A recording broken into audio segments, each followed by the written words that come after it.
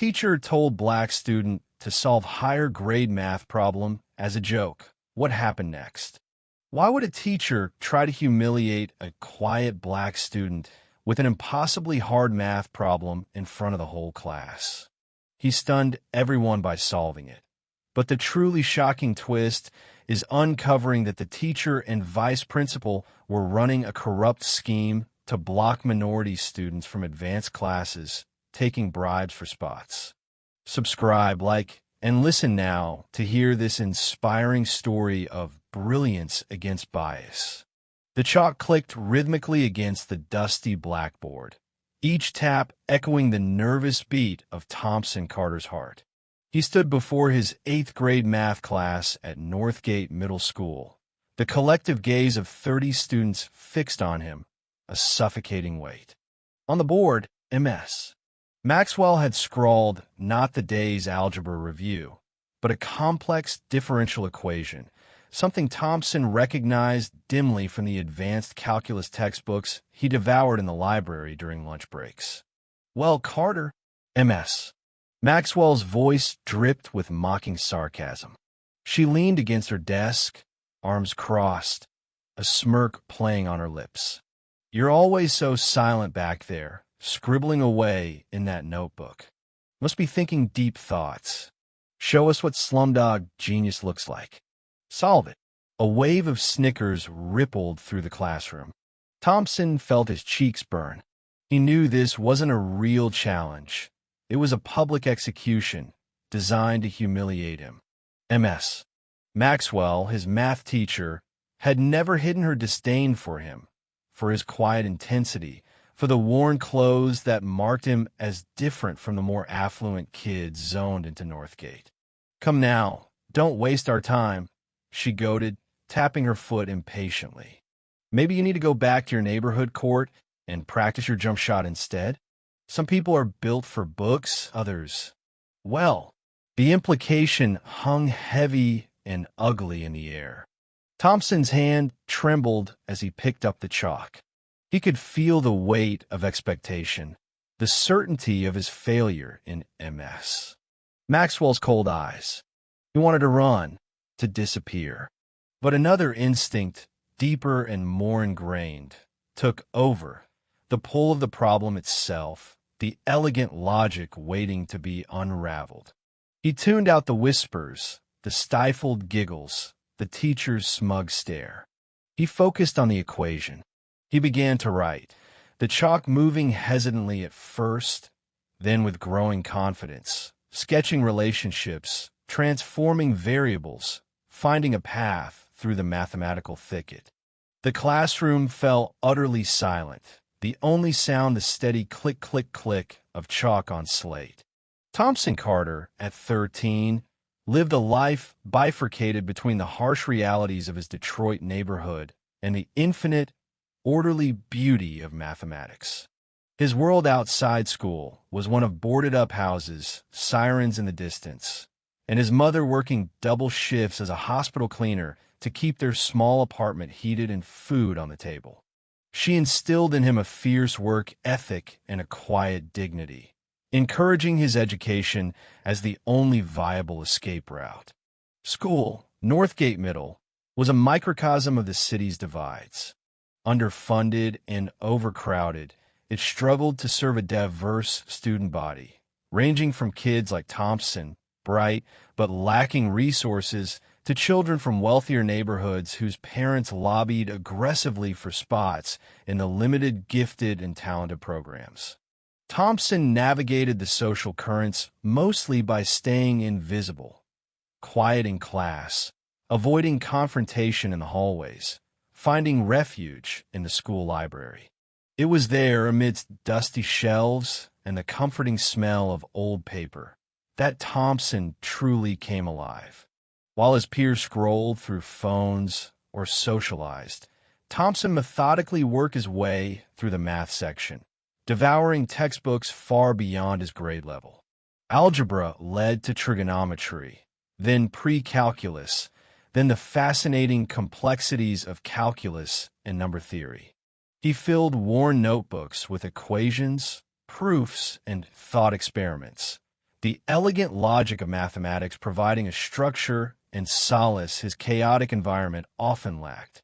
Numbers didn't judge, they simply were. Dr.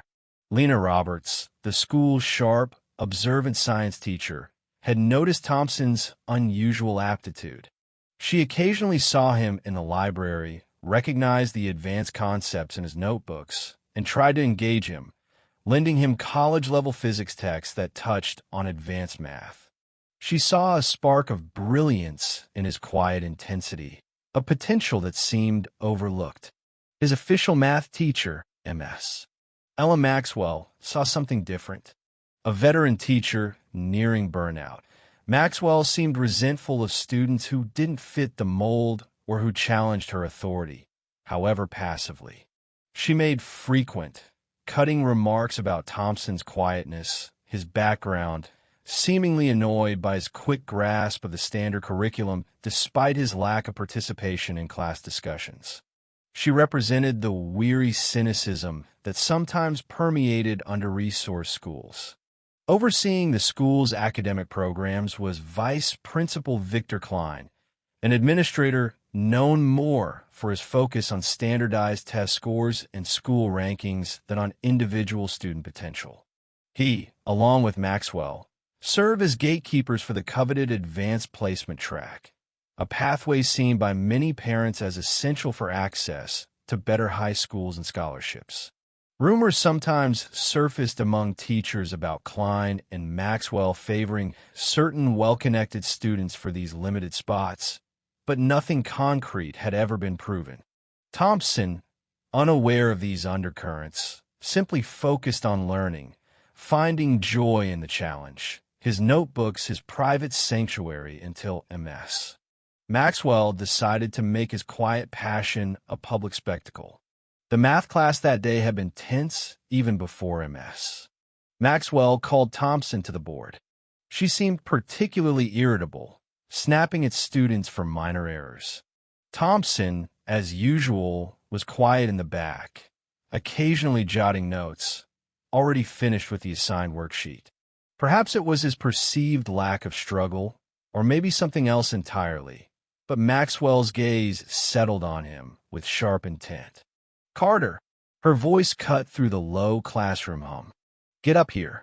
Let's see if all that scribbling in your notebook means anything." The challenge was unexpected, hostile. Thompson hesitated, feeling the familiar heat rise in his cheeks. He clutched his worn notebook tighter. As he walked slowly to the front, Maxwell picked up a piece of chalk, a malicious glint in her eyes. "Let's try something a bit more stimulating than 8th grade algebra, shall we?" She proceeded to write the differential equation on the board, a problem requiring concepts Thompson recognized from a calculus textbook he'd been studying independently. It was intentionally chosen to be far beyond the scope of the class, likely pulled from an advanced placement or college-level exam. The goal wasn't assessment, it was humiliation. Her subsequent taunts about his background, about basketball versus brains, were salt in the wound, designed to break him in front of his peers. He stood frozen for a moment, chalk in hand, the weight of 30 pairs of eyes, the sting of her words, the complexity of the problem swirling into a nauseating vortex of fear and anger. He could refuse. He could walk away. But then a different feeling surfaced, the stubborn pride of a problem solver. He knew this math. He'd wrestled with similar concepts in the quiet solitude of a library. Ignoring Maxwell, ignoring the stifled laughter, he turned to the board and began to work. What happened next stunned everyone, most of all Ms. Maxwell. Thompson didn't just attempt the problem. He solved it. His methods weren't textbook standard. They were intuitive, drawing connections he'd made through self-study, but the logic was sound. Step by painstaking step, he filled the board, arriving, after what felt like an eternity, but was perhaps 10 or 15 minutes, at the correct, simplified solution.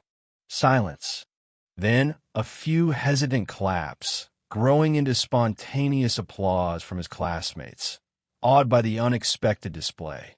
Thompson finally looked at MS. Maxwell. Her face was a mask of disbelief, quickly contorting into rage. "Cheat!" she shrieked, lunging forward and grabbing the eraser, violently wiping the board clean. "You copied that from somewhere. There's no way you could solve that." She grabbed Thompson's arm, her nails digging into his skin, and physically dragged him out of the classroom into the empty hallway. "Where did you get the answer?" she hissed, her face close to his.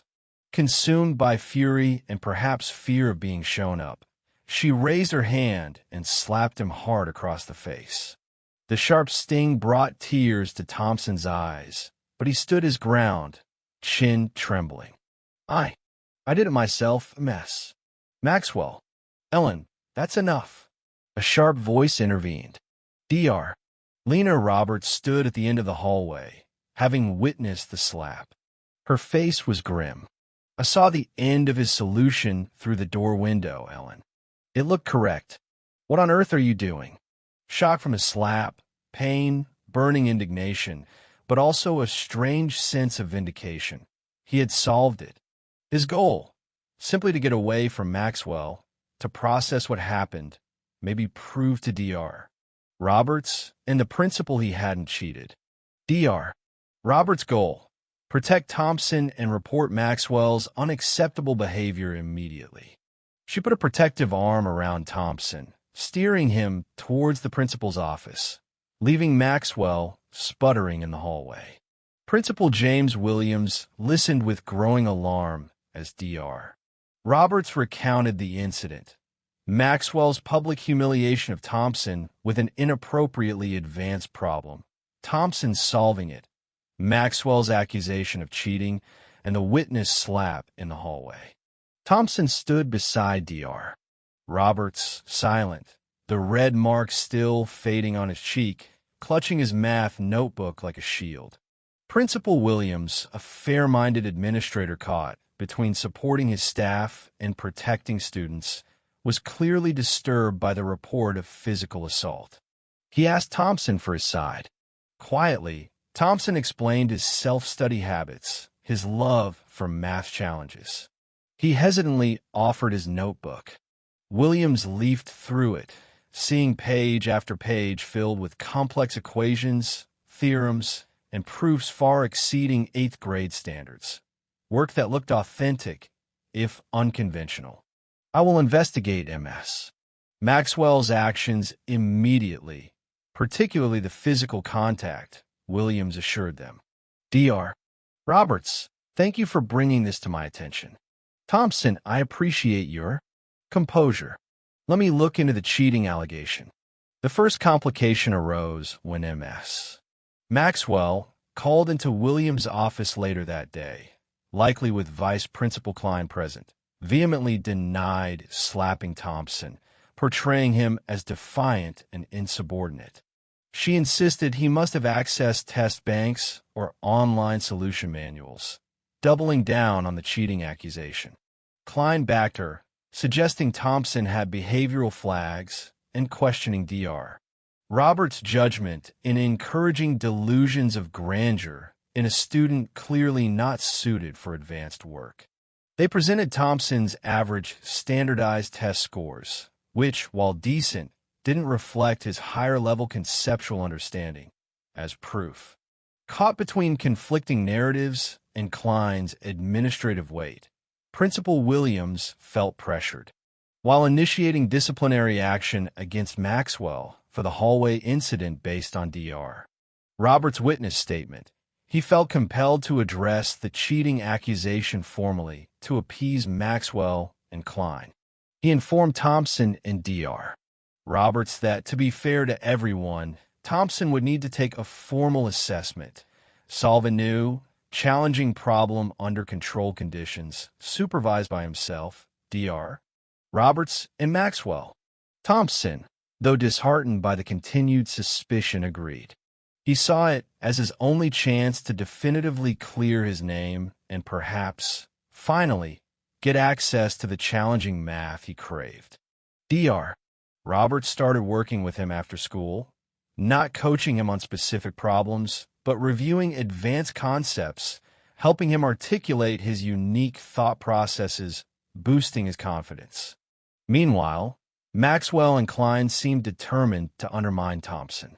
Maxwell began grading Thompson's regular classwork with extreme harshness, marking down for minor notation errors.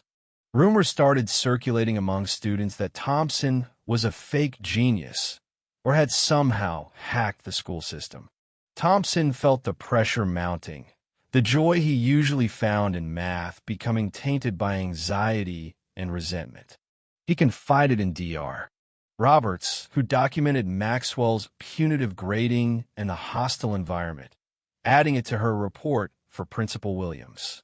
She also started quietly looking into past records, wondering if other talented minority students had faced similar roadblocks from Maxwell and Klein. The initial incident had cracked open something ugly, and the fight for Thompson's academic future was becoming intertwined with a potentially larger pattern of injustice. The day of the formal assessment arrived. The atmosphere in the small conference room was thick with tension. Thompson sat at a table, a blank notepad and pencil before him. Principal Williams, Dr. Roberts, M.S. Maxwell, and Vice Principal Klein observed. Maxwell, tasked with providing the problem, handed Williams a sealed envelope with a triumphant smirk. Williams opened it and wrote the problem on a portable whiteboard, a complex multi-part question involving abstract algebra and number theory, clearly designed to intimidate and overwhelm. Thompson took a deep breath, focusing entirely on the math, blocking out the observers. He began to work, slowly at first, then with increasing fluency, filling the notepad with calculations and logical steps. He occasionally paused, tapping the pencil, thinking aloud, slightly as Dr. Roberts had encouraged him to do, demonstrating his reasoning. Maxwell watched, arms crossed, her expression shifting from smug certainty to disbelief, then to barely concealed fury as Thompson progressed steadily. Klein looked impassive, but a muscle twitched in his jaw. After nearly 40 minutes of intense concentration, Thompson put down his pencil. I think that's it, he said quietly, pushing the notepad forward. Dr. Roberts and Principal Williams reviewed his solution carefully. It was elegant, insightful, and crucially correct. Williams looked up, meeting Thompson's eyes with newfound respect. Thompson, he said clearly, your work is exceptional. There is absolutely no question of cheating here. You have a remarkable gift. Maxwell erupted. Impossible. He was coached. This is a setup. I demand. Enough, MS. Maxwell. Williams cut her off sharply, his patience finally snapping. The contrast between Thompson's quiet brilliance and Maxwell's unprofessional outburst was stark. Your accusation is dismissed. Thompson, you are clearly capable of work far beyond your current placement. He turned to Dr. Roberts. Dr. Roberts, I understand you've previously raised concerns about accessing advanced programs for certain students. Given MS. Maxwell's extreme reaction and Thompson's demonstrated ability, I am authorizing you to conduct a full review of the advanced placement process, particularly concerning students recommended by you or others who were subsequently denied by MS. Maxwell or Mr. Klein. Thompson was vindicated. More importantly, Principal Williams, finally convinced of foul play, had sanctioned an official investigation into the system itself. The focus shifted from defending Thompson to scrutinizing Maxwell and Klein. Thompson's goal, now solidified, gain access to the challenging education he deserved. Dr. Roberts' goal became explicit. Uncover the truth behind the gatekeeping, expose any discrimination or corruption, and ensure equitable access for all talented students. Klein and Maxwell were now officially under investigation. Dr. Roberts accepted the authorization, knowing she was now directly challenging powerful figures within the school administration. She would need proof not just of bias, but potentially of deliberate manipulation or worse. Thompson, watching the exchange, felt a surge of hope, realizing this fight was bigger than just him, but also understanding that proving himself was only the first step. The real battle, uncovering why he and potentially others have been held back, was just beginning. With Principal Williams's official, albeit discreet, backing Dr. Roberts began her investigation in earnest. She started by analyzing historical data, admission rates into the advanced math and science tracks broken down by demographics, feeder neighborhoods, and previous standardized test scores versus grades specifically assigned by MS. Maxwell. A disturbing pattern emerged. Black students and those from lower-income neighborhoods, even with high initial test scores or strong recommendations from other teachers, were significantly underrepresented in the advanced programs, often due to receiving inexplicably lower grades in Maxwell's prerequisite courses or being flagged by Klein for minor disciplinary issues. Dr. Roberts cross-referenced this data with anecdotal evidence. She cautiously reached out to families of students from previous years who fit the profile. Bright minority kids denied access. Several parents shared stories of frustration, of feeling their child was unfairly judged by Maxwell or arbitrarily blocked by Klein, sometimes after subtly hinting that donations to certain school funds might help with placement considerations. One parent, Mrs. Jackson, whose daughter was now thriving at a different high school after being denied advanced placement at Northgate, had kept emails from Klein vaguely referencing program support contributions. Thompson, now officially cleared but still facing Maxwell's icy hostility in class, became Dr. Roberts' quiet ally. He noticed things, Maxwell having hushed conversations with certain parents after school, Klein giving preferential treatment to specific students in the hallways. He started documenting these small observations in his notebook alongside his equations. He also gained confidence, sometimes politely correcting Maxwell's errors in class, which infuriated her but earned him quiet respect from classmates. Maxwell and Klein, aware they were under scrutiny, reacted by closing ranks and attempting to discredit Dr. Roberts. Klein initiated a formal performance review for Roberts, citing anonymous parent complaints about her spending too much time on special projects like mentoring Thompson instead of core curriculum. Maxwell started meticulously documenting every tiny perceived infraction by Thompson in her class, clearly building a case for future disciplinary action. They tried to create an atmosphere of intimidation, hoping to force Roberts and Thompson to back down. The pressure took a toll. Dr. Roberts spent sleepless nights analyzing data and contacting families, juggling her teaching load with the covert investigation. Thompson felt the weight of being the catalyst, the target, struggling to focus on his passion for math amidst the surrounding hostility. He worried about repercussions for Dr. Roberts and his own future at the school. A breakthrough came when Mrs. Jackson, the parent whose daughter had been denied placement previously, decided she'd had enough of the rumors and provided Dr. Roberts with the emails from Klein about program support contributions. Around the same time, Dr. Roberts, analyzing school server access logs with guarded, limited permission from a sympathetic IT technician, found evidence suggesting Maxwell had accessed and altered specific students' grade records shortly before advanced placement decisions were finalized in previous years. Armed with potential evidence of bribery solicitation, Klein, and grade tampering, Maxwell, Dr. Roberts knew she was close.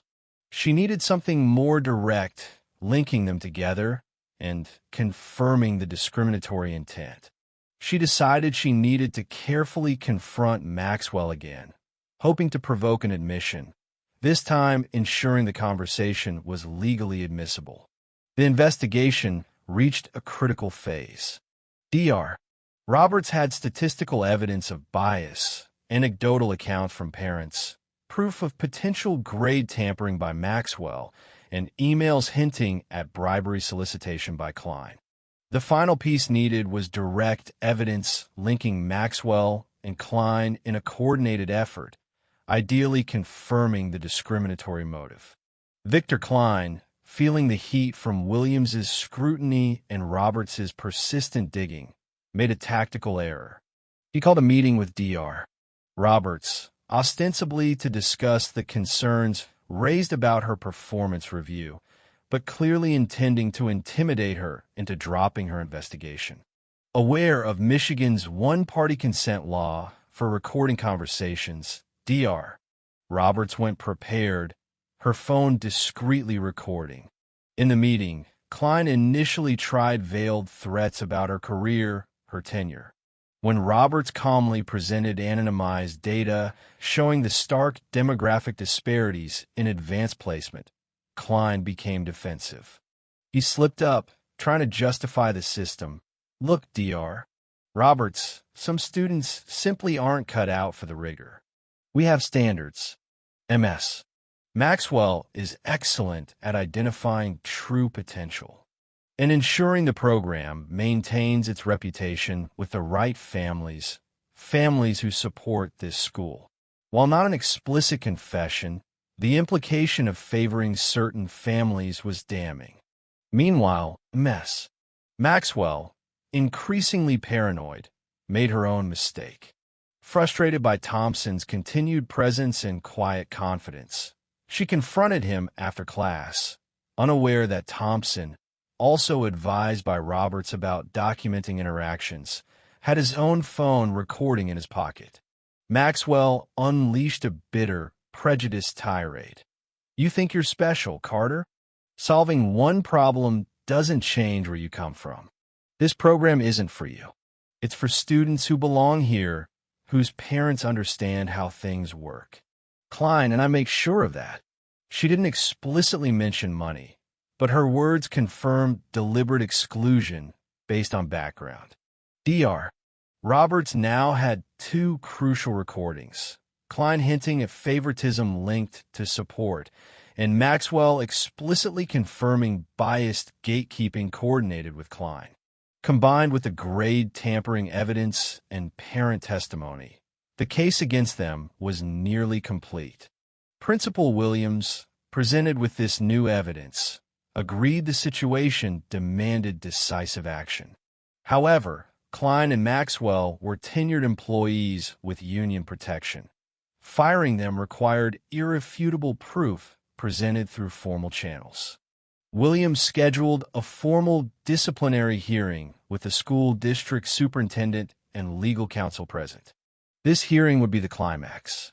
In the days leading up to the hearing, the pressure became almost unbearable.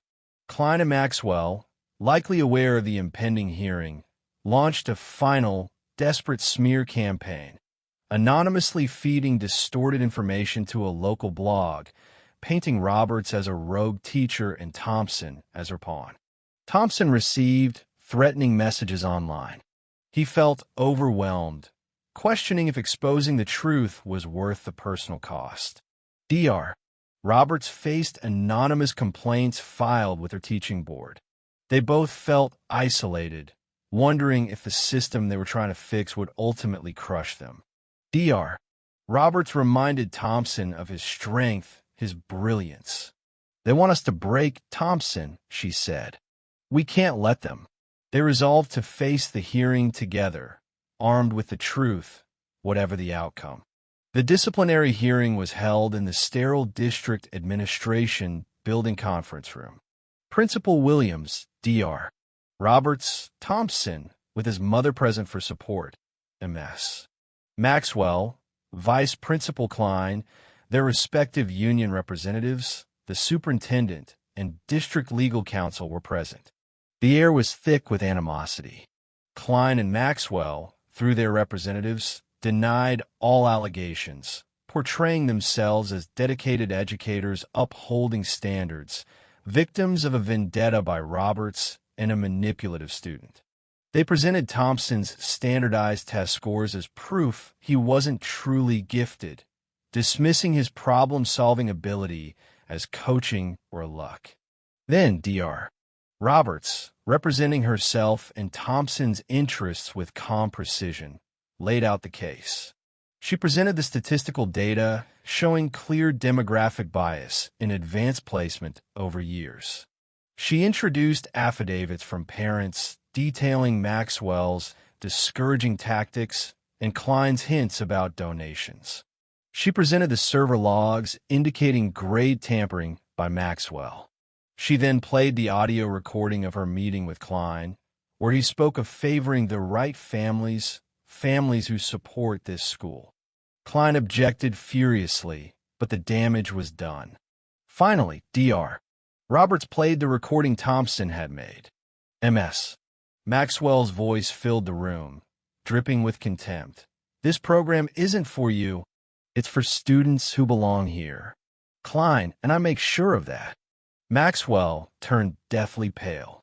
Her representative leaped up, shouting about illegal recordings, entrapment.